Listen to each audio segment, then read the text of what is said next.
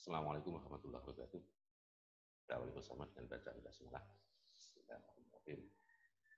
Untuk pagi ini kita akan membahas tabel periodik unsur.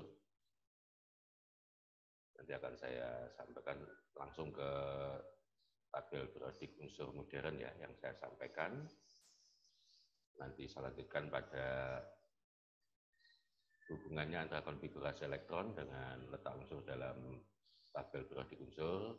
Baru saya menginjak pada sejarah perkembangan dan yang terakhir sifat keperibadian unsur. Baiklah, langsung saja kita masuk pada pembahasan tabel periodik unsur ini.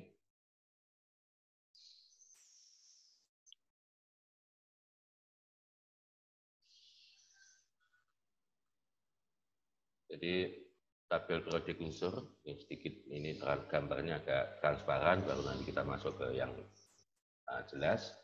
Jadi tabel periodik unsur ini juga merupakan bagian pembahasan di awal dari kelas 10 semester dasar ini.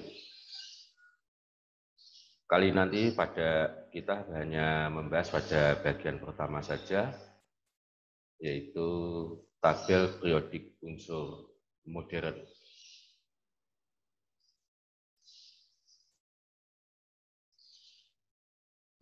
Jadi kalau suatu unsur itu disusun begitu ya. Jadi intinya yang akan kita bahas nanti begini. Kalau unsur-unsur itu disusun berdasarkan kenaikan nomor atomnya.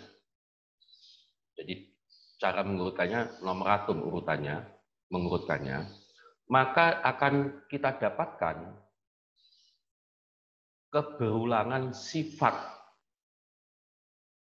Jadi unsur-unsur itu sifatnya itu berulang pada unsur yang kesekian. Jadi misalnya saja begini, unsur yang nomor atomnya 10, misalnya neon, nomor atom 10 itu neon, nanti akan sifatnya itu akan berulang atau terulang dari sifat sebelumnya, yaitu atom helium. Dan nanti sifat ini juga akan terulang lagi pada unsur argon. Jadi antara helium, neon, argon itu memiliki kemiripan sifat. Demikian juga contoh yang lain, misalnya aja ini ada nomor atom 11, yaitu atom natrium. Ternyata atom natrium ini sifatnya mirip dengan nomor atom 3, nomor atom sebelumnya, yaitu miliknya litium. Dan nanti juga akan terulang pada nomor atom 19, yaitu kalium. Jadi sifat itu selalu terulang seperti itu. Nah, dari situlah nanti akhirnya dari sifat-sifat dan dari kenaikan nomor atom tadi, maka para ahli akhirnya mencoba mencari suatu keteraturan. Dan keteraturan itu setelah tersusun, terbentuklah suatu tabel. Nah, salah satu yang kita bahas sekarang adalah tabel periodik modern. Jadi yang kita bahas ini sebenarnya tabel periodik modern yang sudah disetujui oleh para ilmuwan. Jadi ini ada yang menyebut dengan tabel periodik panjang begitu. Meskipun sebetulnya tabel periodik yang kita perhatikan ini sama aja ya dengan gambarnya yang tadi. Jadi ini sebetulnya awalnya merupakan temuan dari Moseley pada tahun 1914. Dasar penyusunannya yaitu didasarkan pada kenaikan nomor atom. Kalau kita perhatikan, ini yang saya lingkari ini secara vertikal, jadi secara kolom, secara vertikal begini, berarti ini vertikal yang pertama, vertikal kedua, ketiga, dan seterusnya, begitu yang saya maksud.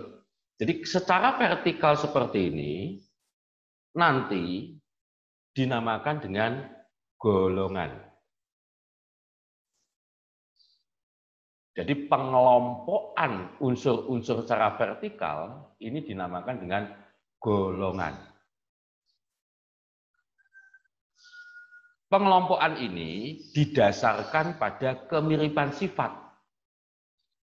Jadi awalnya tadi kan sudah saya sebutkan, jadi misalnya ini litium disusun lagi ditemukan ada natrium, karena natrium itu mirip sifatnya mirip dengan litium, maka dituliskan di bawahnya. Kemudian ada lagi kalium.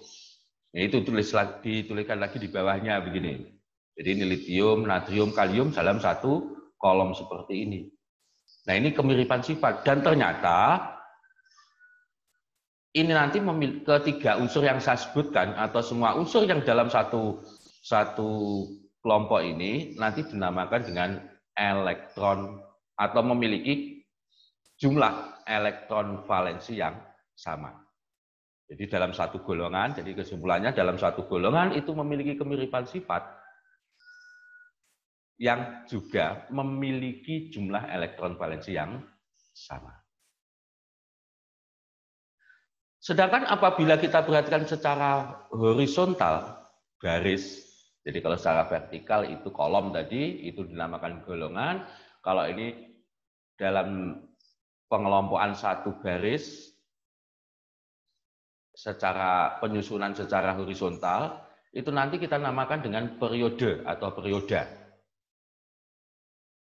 Periode atau perioda sama saja. Pengelompokan periode ini nanti didasarkan pada urutan nomor atom. Nah, unsur-unsur yang berada di dalam satu periode ini memiliki jumlah kulit yang sama. Jadi kalau misalnya saja unsur-unsur yang ada yang saya tunjukkan ini semuanya berada pada atau jumlah kulitnya adalah 6.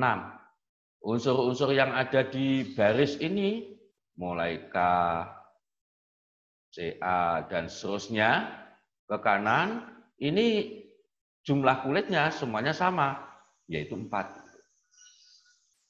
Nah, itu namanya perioda. Jadi ada dua istilah pokok yang ada di sini dalam penyusunan, yaitu pengelompokan secara vertikal tadi dinamakan golongan, pengelompokan secara horizontal dinamakan perioda.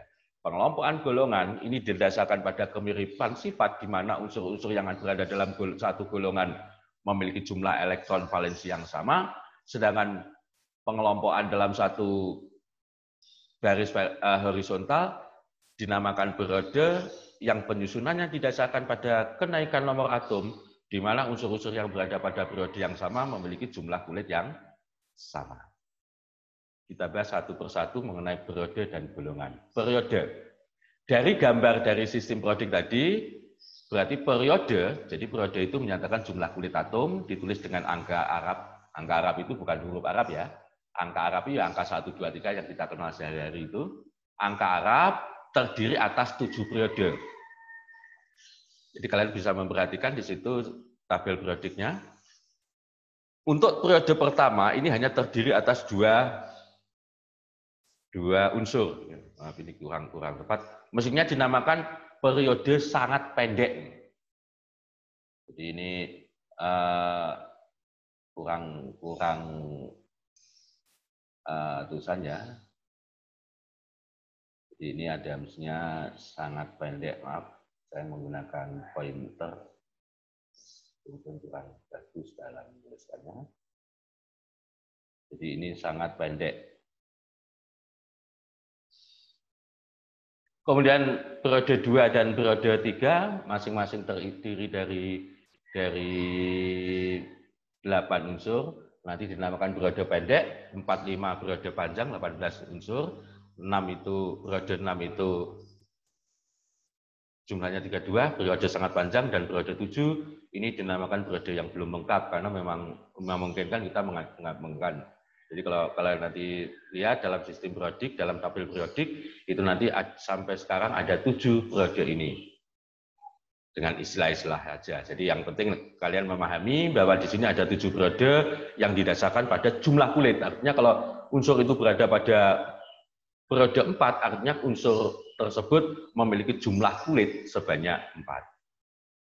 Sedangkan golongan agak kompleks ini pembahasannya. Golongan nanti kita atau didasarkan pada jumlah elektron valensi.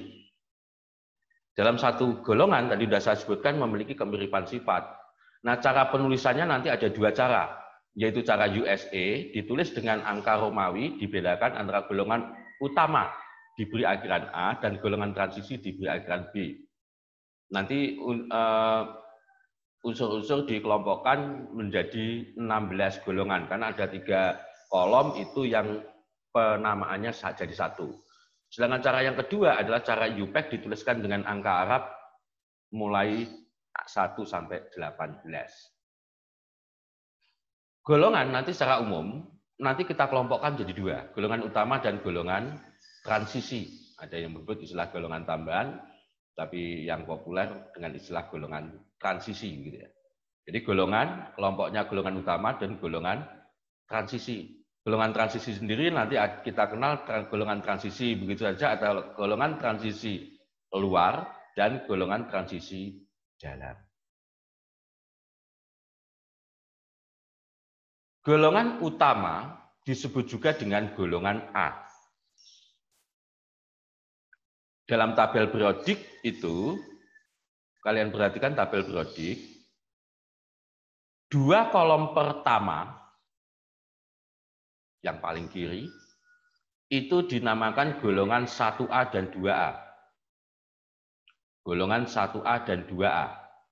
Istilah lainnya adalah golongan alkali dan alkali tanah. Jadi yang paling kiri golongan 1A dinamakan alkali, mulai dari Li, itu kalau kalian lihat di atas sendiri kan ada, kadang ada ditulis ada atom H ya. Nah atom H itu berdasarkan kesepakatan tidak termasuk golongan 1A. Tapi ada juga yang tidak, ada juga yang memasukkan, tetapi secara umum sifat-sifatnya itu lebih mirip pada golongan 7A. Tetapi para ahli sepakat bahwa atom H itu tidak termasuk golongan 1A maupun 7A. Hanya cara menuliskannya aja sering dituliskan di atas golongan 1A, tapi dia tidak termasuk golongan 1A. Ini saya menunjukkan dengan kalau yang depan ini golongan menurut USA ya, 1A, 2A gitu. Nah, 6 golongan yang lain itu adalah 6 yang kanan. Yang paling kanan itu golongan 8A, kemudian 7A sampai 3A. Jadi kalau kalian perhatikan dalam daftar periodik, itu yang 2 kiri, yang menonjol ke atas itu golongan 1A, 2A. Yang kanan ada 6 yang menonjol ke atas, itu mulai 3A sampai 8A. Istilah-istilah nama unsurnya alkali, alkali tanah, ini golongan aluminium, golongan karbon, golongan nitrogen, kalkogen, halogen, dan golongan gas mulia atau golongan inert. Kadang ada yang menyebutnya juga golongan 0 gitu. Anggota golongannya adalah ini. Nanti kalian bisa memperhatikan di sini. Ini golongan utama ya, golongan utama atau golongan A. Golongan 1A, 2A ini menurut USA, tetapi kalau menurut UPAC itu golongan 1, 2, 13, dan seterusnya. Sedangkan yang kedua adalah golongan tambahan atau golongan transisi atau golongan B. Kita mulai itu yang ke bawah itu ya, yang di agak tengah itu ke bawah. Itu dimulai dari 3B, jadi bukan 1B. Justru 1B dan 2B nanti paling kanan. Jadi 3B, 4B, dan seterusnya. Untuk 8, ini ada yang menyebut hanya golongan 8 begitu saja. Tapi ada juga yang 8B, itu terdiri dari 3 kolom, tadi yang saya sudah sebutkan. Baru 2 kolom yang kanan itu golongan 1, 11, dan 12. Kalau dengan sistem UPAC itu dengan angka Arab seperti ini, 3, 4, 5, 6, 7, 8, 9, 10 begini. Deret lantanida actinida itu sebetulnya berada di tengah di dalam, tapi sering digambarkan ditarik ke bawah. 2 garis bawah itu termasuk deret lantanida dan actinida. Nah, unsur-unsur ini nanti kita kelompokkan atau bisa disebut dengan blok, yaitu blok S, blok P, blok D, dan blok F. Siapa blok S, blok P, blok D, dan blok F? Blok S adalah unsur-unsur yang elektron terakhirnya mengisi orbital S. Demikian juga blok P, blok D, dan blok F. Blok S dan P ini nanti termasuk golongan utama. Blok S itu 2. Yang pertama, jadi yang golongan 1A, 2A. Kemudian Blok P itu mulai 3A sampai 8A atau nomor yang golongan 13 sampai 18, 6 yang kanan itu. Blok D itu ada di sini, transisi ini. Sedangkan blok F itu adalah unsur deret lantanida dan actinida. Itu dua baris bawah ini. Ini sebetulnya sekali lagi ada sempalan di sini. Jadi ini sistem tabel periodik ini sebenarnya sangat-sangat panjang. Ini kalau dipotong, kemudian ini masuk kan menjadi sangat panjang begitu. Baik, saya rasa itu untuk pertemuan ini, untuk pengenalan mengenai khususnya istilah periodik dan golongan. Nanti bagaimana cara menentukan atau letak unsur dalam tabel periodik, hubungannya antara konfigurasi elektron dan letak unsur dalam tabel periodik, kita bahas setelah ini. Saya rasa sementara cukup, nanti kalau ada masalah silakan kita diskusikan, kalian bisa menghubungi saya. Mari kita tutup bersama dengan bacaan hamdalah. Alhamdulillahirrahmanirrahim. Ulang lebihnya mohon maaf. Jadi, assalamualaikum warahmatullahi wabarakatuh. Terima kasih.